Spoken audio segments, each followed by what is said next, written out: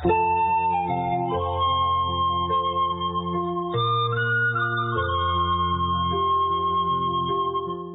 evening. Welcome to this edition of Northeast Diary. Here we bring you the latest developments from India's unexplored Northeast region. Friends, nature has blessed the Northeast with bounty. A grassroots conservationist from Nagaland has won the prestigious Whitley Awards 2021 this year. A young woman in Assam is trying to help build lives with organic farming. Today, we will also talk about how local authorities in Sikkim are doing their bit in the fight against COVID-19.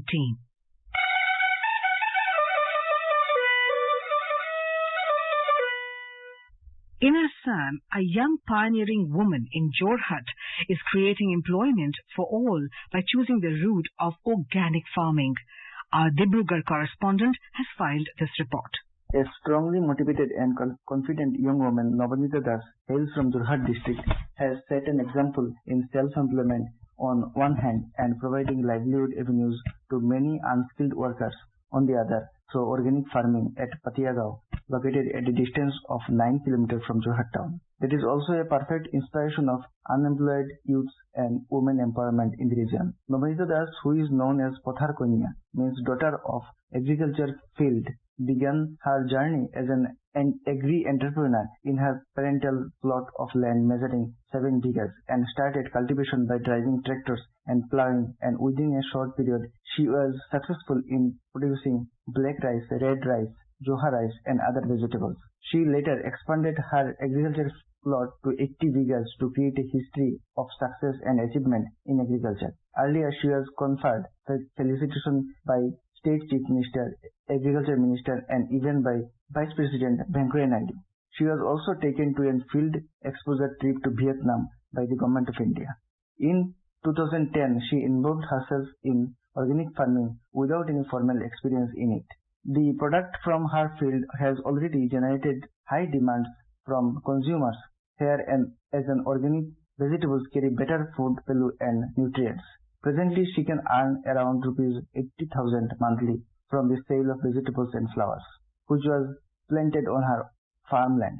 Nowadays, the other farmers taking tips from her and also growing vegetables on their fellow land. Presently, she owns 3 farms consisting of various types of decorative flowers, medicinal plants, rare plants, ornamental plants, vegetable and other kind of paddies, fruit saplings, fish, poultry of variety of birds, chicken, dove, goat, etc. She collected plants from various regions, brought seeds and poultry from other parts of India and abroad. Nabanita's production is totally organic. At present, another small project of Chang Restaurant, means platform restaurant, has been constructed in her farm campus at Patiagaon, where dishes are available made from her farm fresh vegetables and non-veg items. In 2016, the Indian Council of Agriculture and Research (ICAR) gave her the Best Farmer Award at Assam Agriculture University. Many VIPs and district agriculture officials visited her farm and congratulated her for her achievement and bringing laurels to the state and set an example of struggle, passion, self-confidence, courage and womankind. Pranat Kumar Nath, Akashvani, Dibrugarh for Northeast Diary.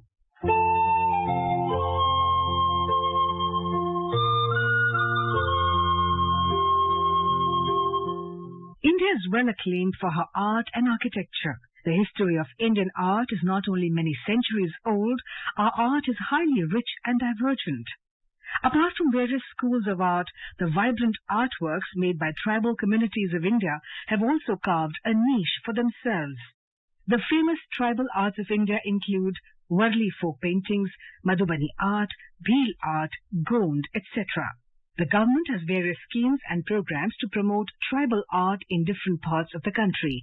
Here's a report from our correspondent from Aizawl. The art and painting of Mizoram has a distinctive discourse learning to own culture, tradition and transformation in life and living. The modernity of art is also being practiced by some artists, but all of the forms have a common discourse towards self-identity. An eminent artist and curator of Aizawl Art Gallery, Mary Lalthansiami, observed that the tribal art has a big role in development of culture of the state. Talking to AIR News, Lalthansiami said, tribal art development is very important for the development of our culture, as we all know that different artists from different states in India are showing off their culture through art, as Mizoram is mostly influenced by Western culture. So, this tribal art development main aim is to promote and development our folk art and culture through art. Mizoram also contributes some works towards tribal art development in India. Mizo artists put some of their works in exhibition held in different art galleries all over India. There are also some feedback of how much they love the artwork done by the Mizo artists, and also many of the paintings have been sold through the exhibition. There are still many projects ahead for art in Mizoram, such as art workshop, painting exhibition, seminar and study tours such as visiting Mizo historical place. Also, for the development of artists in Mizoram, more art schools are also planned to be established. Recently, a tribal arts development workshop was held in Aizawl virtually, and it was jointly organized by Union Ministry of Tribal Affairs and Social Welfare and Tribal Affairs Department of Mizoram. In the workshop, 110 artists from 10 districts of Mizoram participated virtually in 6 groups, and each group presented their work online through multiple sessions. Director of Social Welfare and Tribal Affairs Department, A. Vanlal Zoni, said that the majority population of Mizoram is tribal, and the state government has adopted many programs to encourage and mold the artists to pursue artistic work. She opined that this is a great platform for harnessing tribal development and highlighting own cultural identity. Mrs. Vanlal Zoni further said that the state will set up a tribal research institute this year. According to her, this institute will serve the purpose of preserving and promoting tribal culture and heritage in the state. Under the proposed Tribal Research Institute, they will get more programs and scopes in exhibiting and promoting tribal art and work. For Northeast Diary, this is Irene from Aizawl.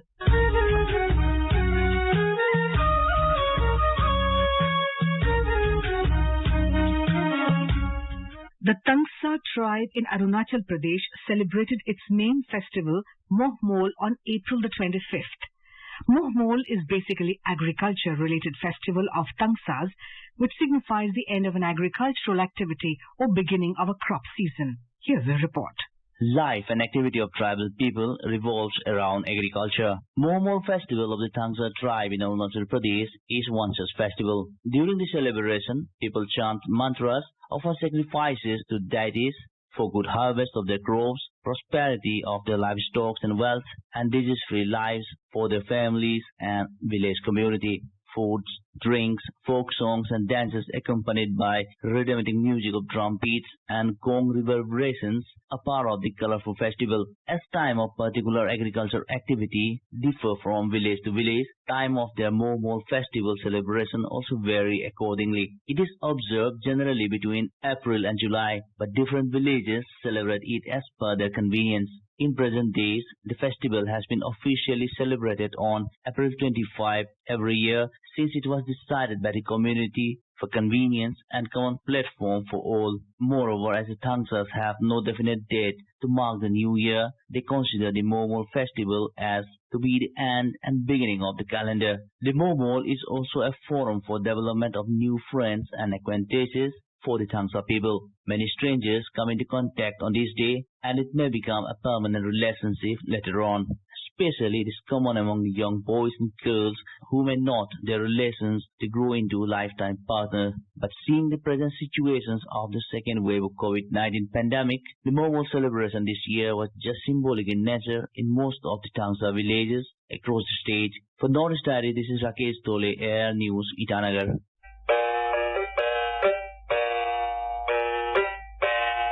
Meet 48-year-old Nuklu Pom, a grassroots conservationist from Nagaland and the only Indian to win the prestigious Whitley Awards 2021 this year for his work establishing a biodiversity peace corridor.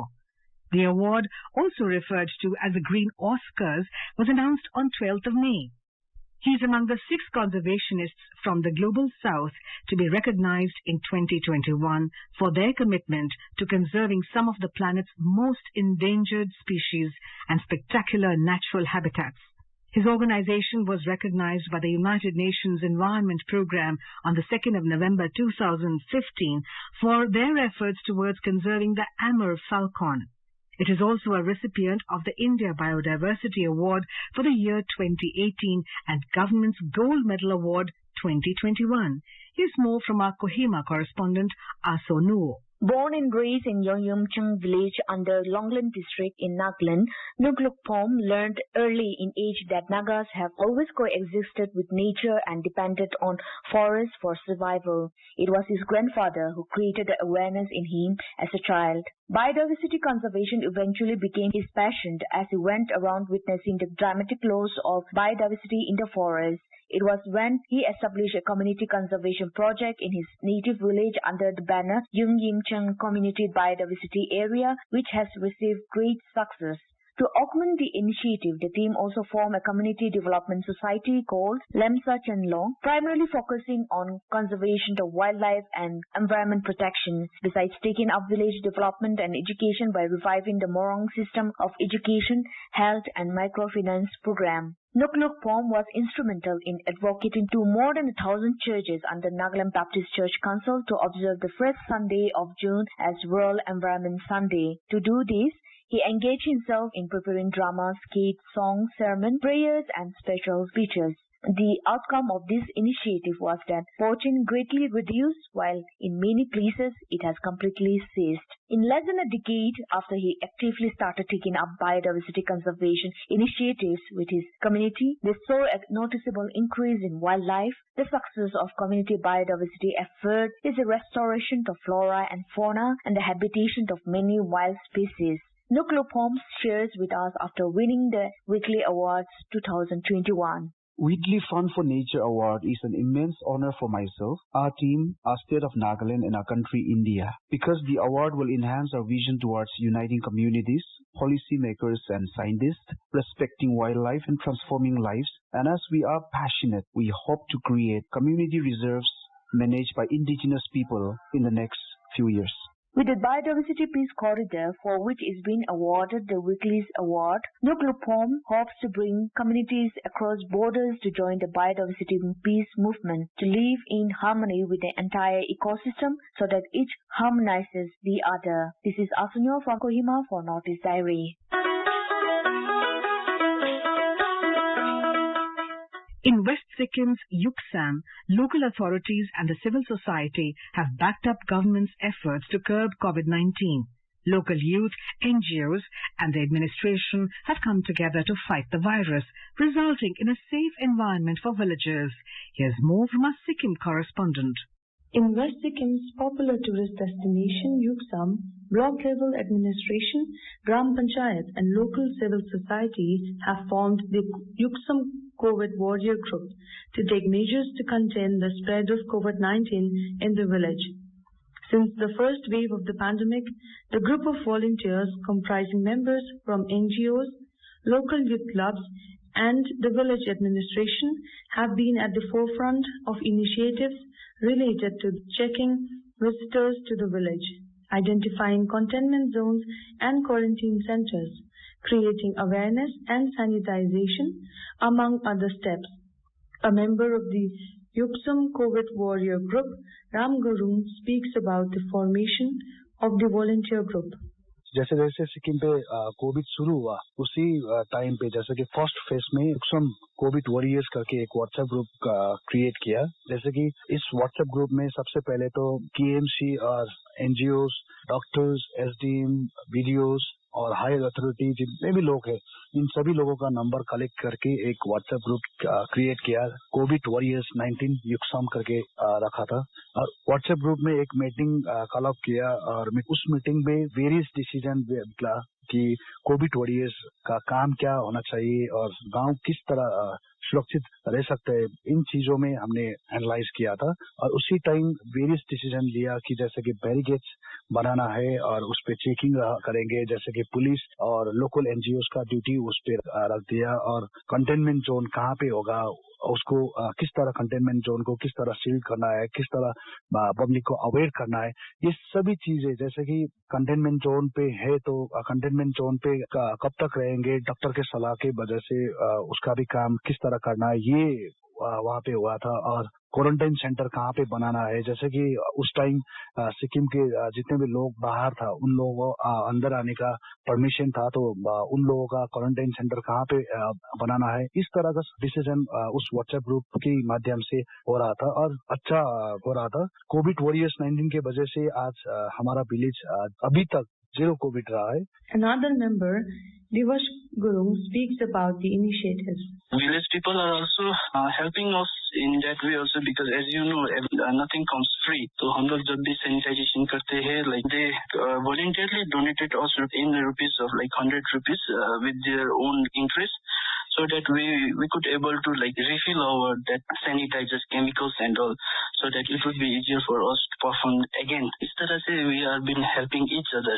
I think this is what we require to manage in the micro level, because whatever the governments are doing, they are in the like major management. The result of the focused COVID-19 management at the micro level has been minimal cases in the area. Going forward, the Yuksam COVID Warrior Group aims to serve the neighboring GPU, Labing Gerethang. With Saiket Sarkar, this is Tashyongo Bhutia for Northeast Diary from All India Radio News, Sikkim.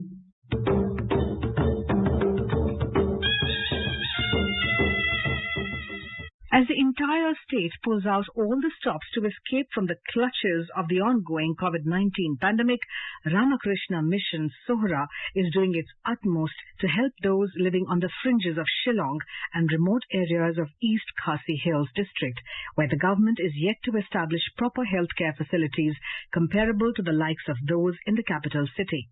Our Shillong correspondent brings us more details. In remote areas across East Khasi Hills district, many continue to get infected with the virus, but most of the attention as far as COVID-19 is concerned is soured upon Shillong. However, the Ramakrishna Mission Sohra is doing everything within its reach in lending a helping hand to those suffering due to the present crisis. Whether it is supplying medical oxygen, providing ration to the needy, or shifting COVID patients in cases of an emergency, Ramakrishna Mission is on the job in ensuring people are not deprived of these services if the need arises. Swami Anuraga Anand, Secretary of Ramakrishna Mission Sohra, said that the institute so far does not see any shortage of oxygen, while also informing that they are working to avail some oxygen concentrators which can be installed in the ambulances for people hailing from further corners of the rural areas. He said that the institute feels that some of the cases may become critical, owing to which oxygen concentrator will become the need of the hour in case of emergencies. In addition, Ramakrishna Mission is also providing relief in terms of ration and essential commodities to those who are undergoing quarantine, and also others that have tested positive for COVID-19. The Ramakrishna Mission Sohra has a dispensary and 2 mobile units which cater to sick people in the remote areas of Cherrapunji in East Khasi Hills district. This is Rusam for Northeast Diary from AIR News, Shillong.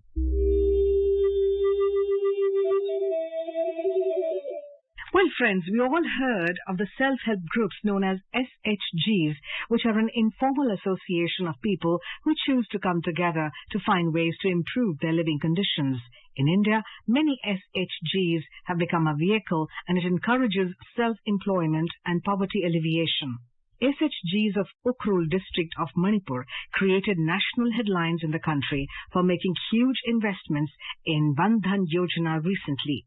Now, another group of SHGs from the same district has tirelessly worked to promote garlic in the state. Here's a report from our Imphal correspondent JJ Thokcham. The garlic of Talui village of Ukhrul district of Manipur has different tastes and better quality compared to garlic produced from other places. 14 women self-help groups of this village have collectively organized the Garlic Festival since 2010 to create awareness about the garlic produced in the village, and the production capacity has also been increasing from year to year. Over 10,000 kilograms of garlic were put up for sale on the first day of the festival. Many experts from horticulture and agriculture departments turned up to support the women farmers in the festival. Speaking to AIR News, chairperson of Kharnangrum Garlic Self-Help Group, S. Singnam, said that Garlic Festival was first organized in 2010. This Garlic Festival is organized by this SHG group from this Talui village. Talui village is, of course, a very small village, but we are organizing this festival so in order to let all the people taste the good quality of garlic. And especially these are pure organic people from outside or other people who came and visit our villages. They said that our garlic taste is very good, and they say that it seems the quality of our garlic is very good. Now we are producing more and more. We are producing about 8,000 to 10,000 kgs of garlic. We earn a lot from it. We want all the people of Manipur to use this garlic in spite of importing from other states. We are not getting any help from the government, so we are doing by our own self. We need help from the government also. The Jin Shin amongst the women self-help group members of Talui village has shown a path to us for being self-helper to create employment, income generation and being involved in socio-economic change. JJ Thoksom from Imphal for AIR News, Northeast Diary.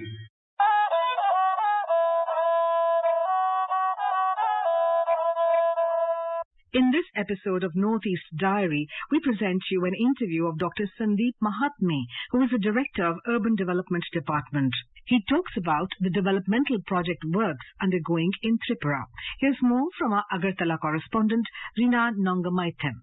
Presently, in Tripura, various project works are undergoing, focusing on development of urban local bodies and 7 district headquarters. In this regard, we have among us today Dr. Sandeep Mahatme, who is Director at the Urban Development Department, to discuss the progress of the various projects and schemes. A warm afternoon, sir. Welcome to Northeast Diary. Sir, first of all, I would like to know about the types of projects currently running under the Urban Development Department of Tripura and what are the benefits that people can get out of it. Right now, with the intervention of central and state government, the Urban Development Department is implementing number of projects in the Swachh Bharat Mission, Pradhan Mantri Awas Yojana, as well as NULM.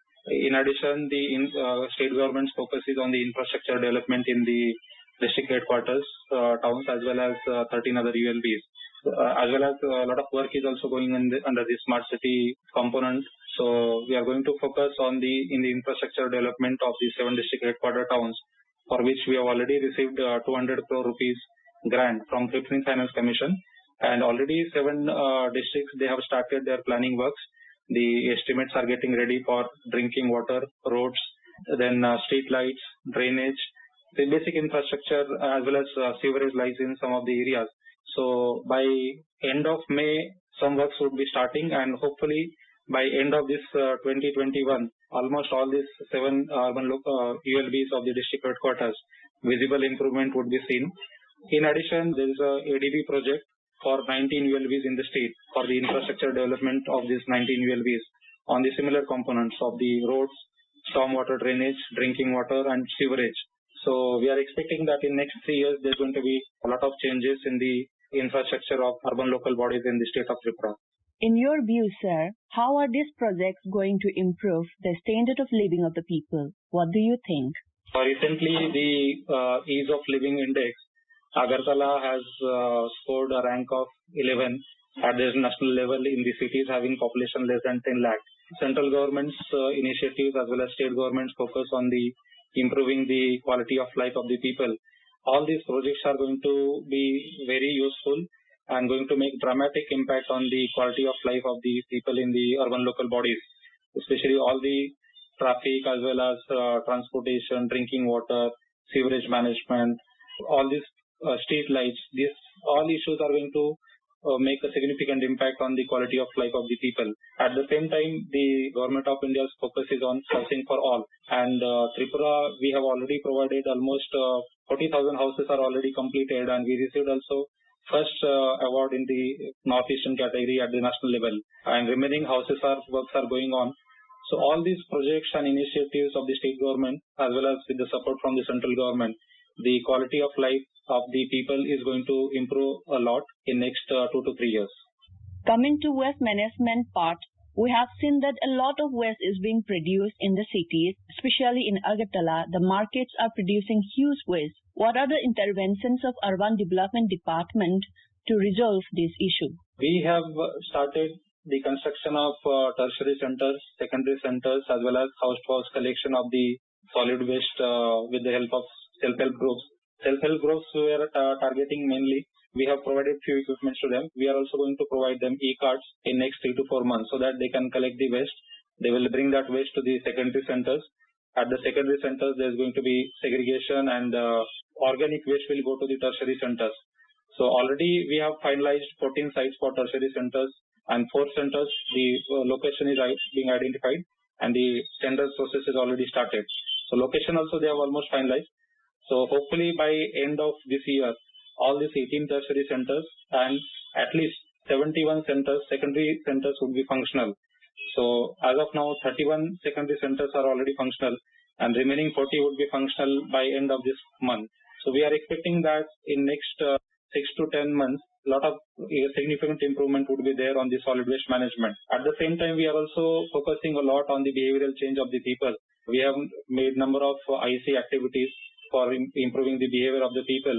At the same time, we are also imposing fine on the people for the use of plastics, for open urination, as well as throwing garbage in public places as it is in nalas. So a lot of awareness is going on. In addition, we are also focusing on beautification of the public places. So more than 2 lakh square feet of wall painting has been already completed in 20 urban local bodies.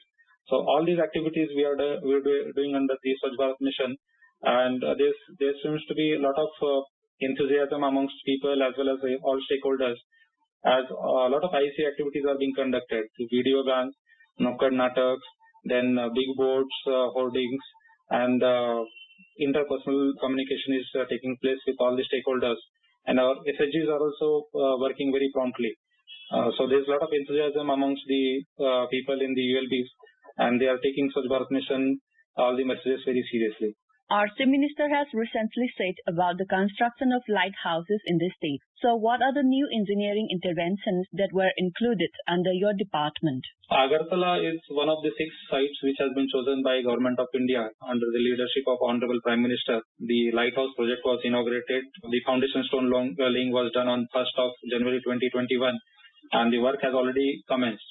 So in that lighthouse project, there is going to be 6 towers and 1,000 flats for the EWS and low-income groups category of people. EWS is up to 3 lakh rupees income, and LIG is from 3 to 6 lakh rupees income of the family. So those families which have not benefited from Pradhan Mantri Awas Yojana, they can apply.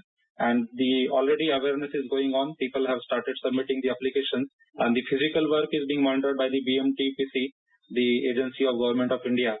And Mitsui company has already started the foundation works. So the testing of the pile foundation is already completed, and in next 1 month around 1,600 piles are going to be laid, and after that, once the pile foundation is done, the foundation works are completed, we can see a lot of improvement in that work. So as per the terms conditions, they are supposed to complete this work within 1 year, and we are hopeful that they will be completing in 1 year, because from our side all clearances has been given to them, and we are also facilitating agency for that same work. In the monsoon season, flood had been a perennial problem for the city, and in the last few years, the problems had reduced a bit. What are the initiatives to tackle this problem?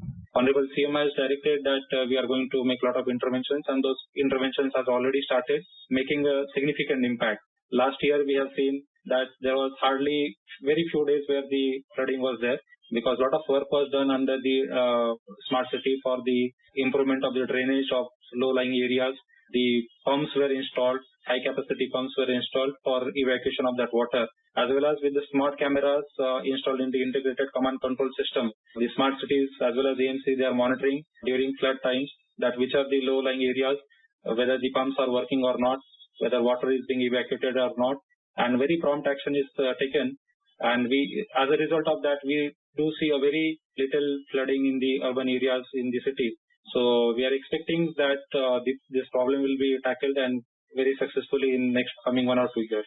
Thank you so much, sir, for giving your valuable time. Hope we meet again in such programs in future. For Nadia's Diary, this is Rina Nongmaitim from Agartala. And now, here are some interesting facts about the Northeast. The Tawang Monastery in Arunachal Pradesh is the largest monastery in India and the 2nd largest in the world. India's longest river bridge, the Dhola Sadia Bridge, connects Arunachal Pradesh with Assam. And with that, we come to the end of this edition of Northeast Diary. Do join us next week to hear more stories from this enchanting part of India. Goodbye.